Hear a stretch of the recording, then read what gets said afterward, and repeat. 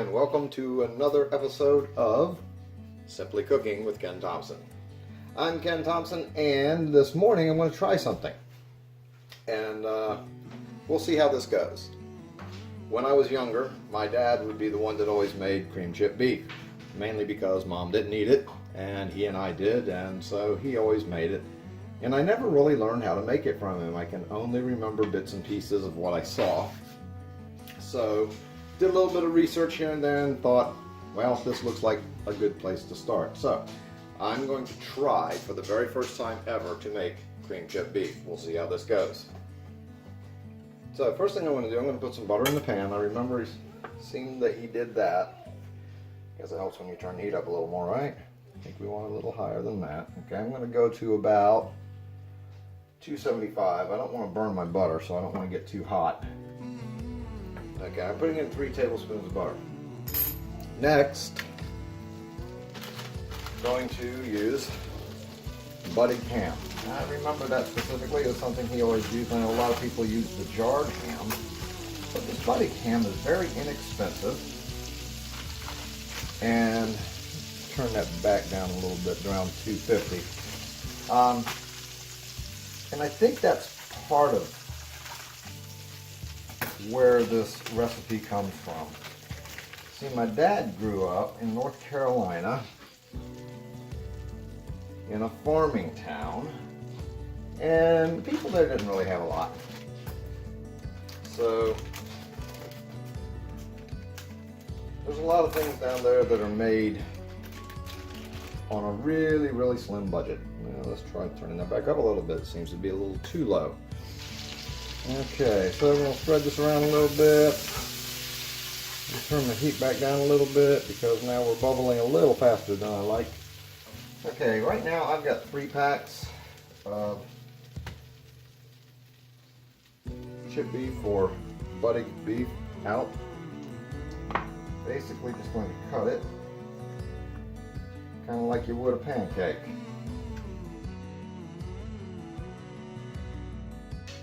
There's a place in a little town called Washington, North Carolina. It's not as little as it used to be. It's called Bill's Hot Dogs. Bill's Hot Dogs started in the 1930s, Depression era time, you know. So, yeah, I think Dad actually separated this stuff before he dropped it in. I probably should have done that, huh? We'll try to loosen it up a little bit here and not burn ourselves in the process. Anyway, Bill's Hot Dogs, if anybody's familiar with it, leave me a message down there. Bill's got basically the cheapest hot dogs in the world, but oh God, are they good.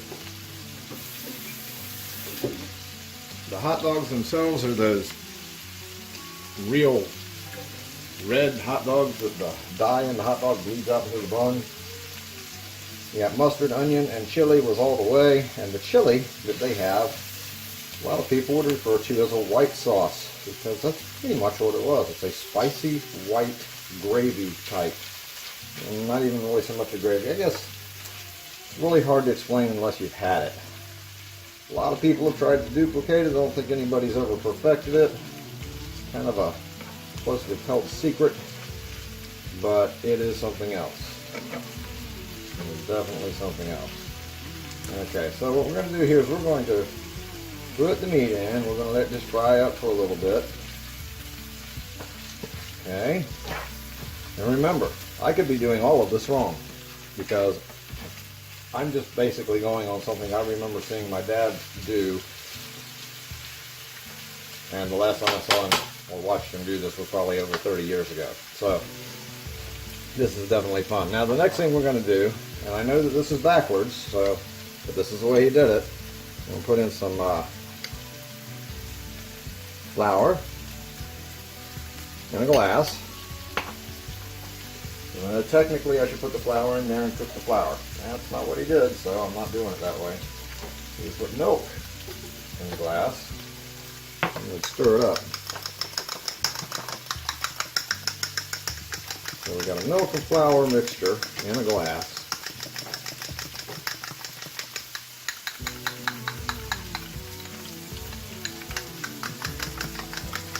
Notice I stir this with a fork. I think that works better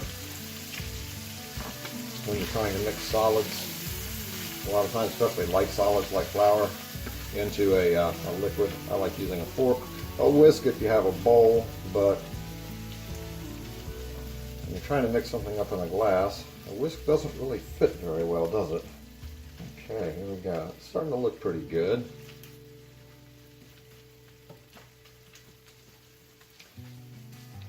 All right. Okay. Okay, and then he would just simply pour this in. Okay.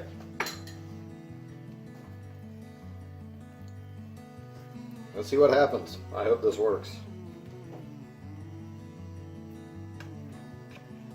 Now I noticed as it would start to thicken, he would start to add some more milk directly into the pan.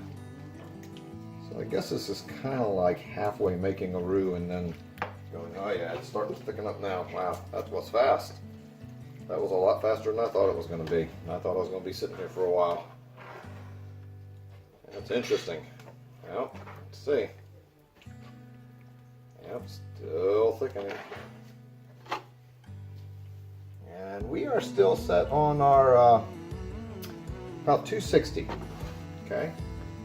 Like I said, I have no idea what temperature Dad used when he did this. I'm kind of just trying to use my noggin a little bit and say, okay, I want to make sure I don't get it too hot because I don't want to burn, but I need it hot enough. So what is hot enough and what is not hot enough, or what is too hot? And I'm just guessing, honestly.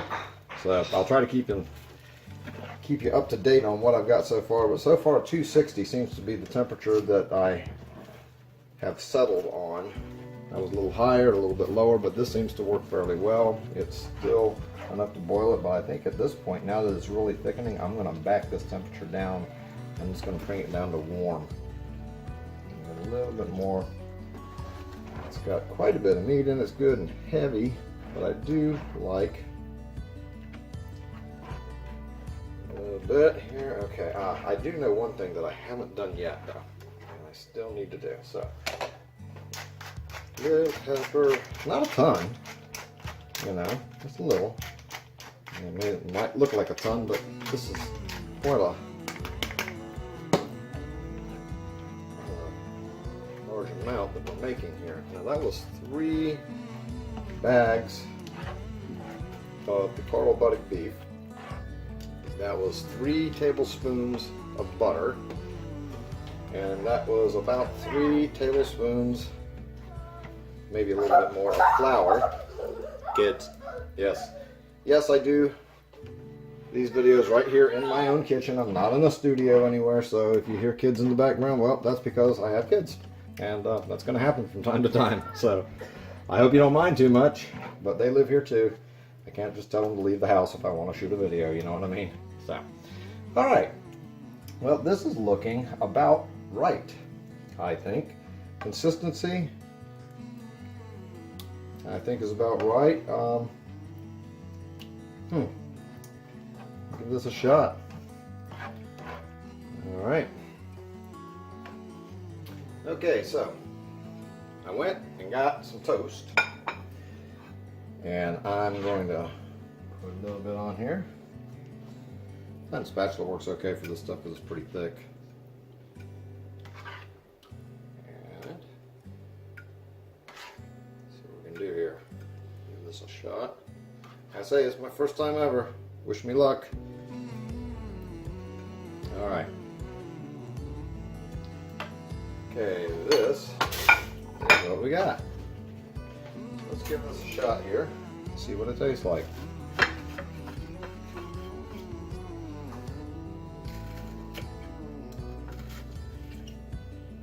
Okay. Make sure I got a little bit of meat on that.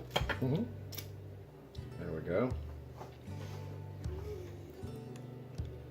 There we go. Look at that.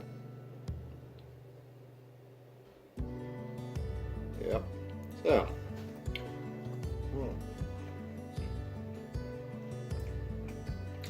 You know, I think that's about right. Let's get a second opinion. Hey, Nathan. Can I get you to try something real quick? All right. Okay, so just made S.O.S. first time ever. Here's a clean fork. There's a piece right there on the corner. See what you think.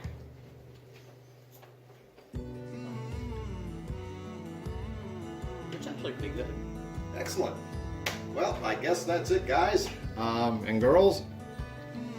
I think I figured out how to do this. Anyway, I know this. Look at that. I think it's a success. So I think we're going to learn from this today that even if you don't know how to do something, you do a little bit of thinking. Sometimes you can figure it out, and it works out in the end. I wouldn't say that's going to happen every time, and I'm kind of surprised that it happened this time. But I'm pleasantly surprised. Thank you very much for watching. If you'd like to see me try anything else, just leave a comment in the comment section below. Please give me a thumbs up if you like this video and subscribe to my channel. We really do appreciate it. Share these with your friends if you think they'd enjoy watching them. And thank you very much on this fine Saturday morning on Simply Cooking with Ken Thompson. Bye-bye.